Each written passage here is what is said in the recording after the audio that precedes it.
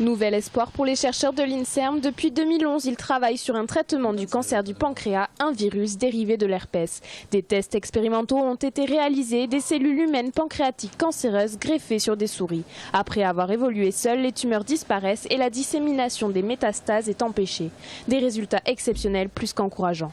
Le virus va infecter toutes les cellules, a priori, mais il ne va trouver qu'un terreau fertile, si je puis dire, dans la cellule cancéreuse, parce qu'il a été modifié génétiquement pour être actif dans ces cellules seulement. Et l'idée, c'est de se servir des cellules cancéreuses comme un foyer de réplication, c'est-à-dire qu'une cellule cancéreuse va devenir une nouvelle source de virus qui va pouvoir infecter les cellules avoisinantes. Cette infection va s'arrêter du moment que le virus va trouver une lisière normale à la tumeur, donc le tissu sain adjacent sera épargné. Un traitement qui s'adresserait aux patients qui ont un cancer déjà avancé avec des métastases et qui ne peuvent pas être opérés. Beaucoup de travaux sont actuellement lancés, un dépistage précoce ou encore une prise en main plus efficace. On n'a pas la prétention de traiter tous les patients atteints de cancer du pancréas, sachant que ceux qui peuvent se faire opérer, comme vous le dites, iront se faire opérer, se faire enlever la tumeur, c'est la meilleure des thérapies à l'heure actuelle.